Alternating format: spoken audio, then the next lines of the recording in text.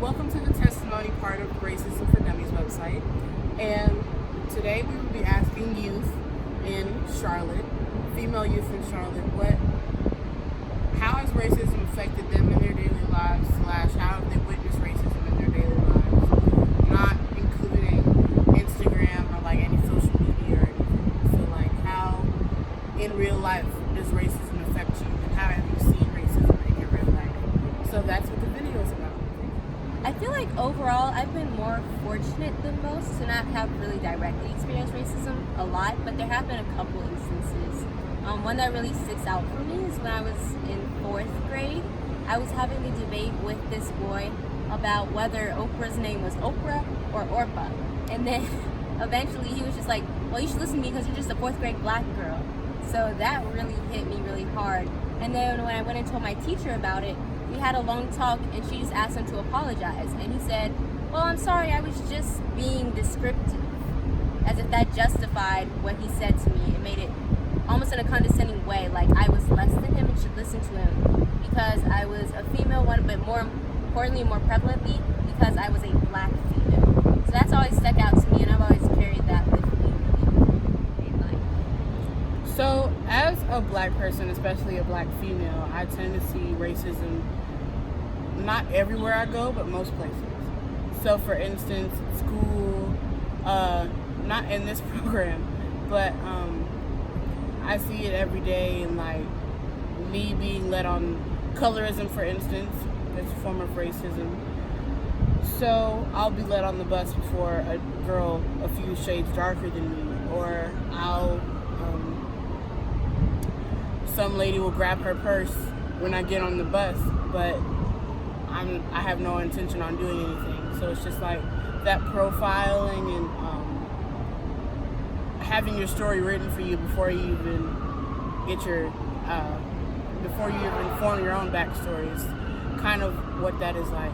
So dealing with that every day is kind of, you get used to it if it's your daily life like it is for me, but like for somebody else, if that were to happen to them, they might freak out.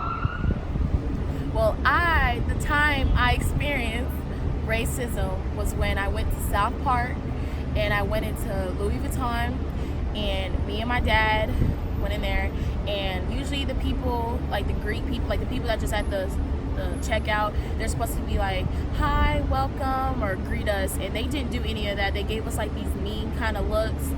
But then this white couple came in behind us and they were all happy and they were like, hi, welcome. And they came off that vibe and felt like we couldn't buy anything in there, like we were broke, because you know South Park is a little bit further on the richer side. So my dad kind of did like this thing like, oh, I'm looking to buy my daughter a purse. And then they got all happy and they were like, oh, okay. So it's kind of like sad that people don't think we have money just because we're black, you know. So that's when I experienced racism. So a couple of years ago when President Trump was being elected, there was a bunch of rumors going around that he wanted to take all the immigrants out of America. And so one of, like a friend of mine, well, I wouldn't call him a friend now, but a person in my class looked at me and he said, I hope Trump pushes out all the immigrants. A couple of years later, the same person, I was in his class another time, he said that I would not get into a college of my choice because of my own merits. He said I would get in because of my race. One day in class, we were watching this video on India, okay? So whenever they do something like culturally and stuff like that, like most of the class would just look at me and wait for an explanation or something like that. And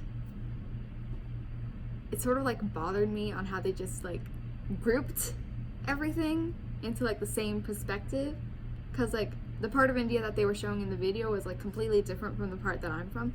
So that sort of like ticked me off.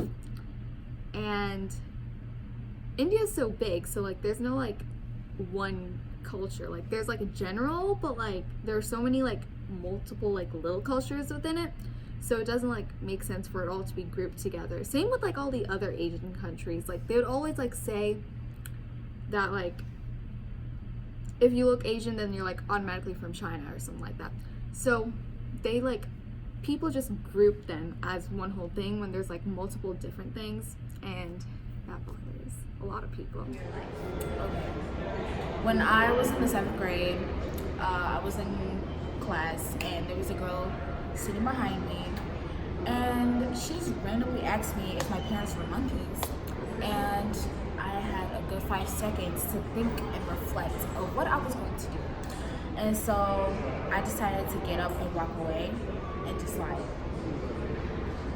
process of what she asked me, because like that was like super random, and it was just like Okay, so once during sophomore year, I was in my AP Human Geo class, and I had my Colombian jersey on, like the soccer jersey, and I always sat in front of the teacher, and that day he was like joking around, which was fine, but then he calls on me, and he says, "Hey Pablo, come here," and I was like, "I'm sorry?" He goes, "Pablo, like Pablo Escobar," and I'm like, okay. And he goes, I mean, because that's what all Colombians do, right? That's like the narco traffics there. And I'm like, I'm sorry, sir, that's not okay. I told him, I was like, I get it, it's a joke, but that is not okay. And then he tried to apologize, but I mean, that's really bad and wrong. And you can't just stereotype a whole community like that in your life. When I was in middle school, I was in my school bus, and some kids were like, "Are you from Mexico? Because I saw you swimming to get through the border." And I was like, "I am not even from Mexico. I'm from Venezuela, and I came in an airplane." Well, the other day we were hanging out together, and we were in a Charlotte park called Arena, and we were hanging out under the stairs because it was raining, so we didn't want to get wet. And we were speaking both in English and Spanish, and all of a sudden this young man comes and he asks us, "Excuse me, I don't mean to interrupt, but do you speak English?" And we were like, yeah. He goes, "All right, where are y'all from?" And we said, "Colombia and Venezuela." And then he asks like really, really aggressively, he was like, "Okay, but were y'all born here?" And we're not gonna tell him if we were born here or not. That's none of his business. But we said yes either way. And he goes, "Okay, just making sure, because you never know, right?" And we looked at him, and we just had like confused faces on, right?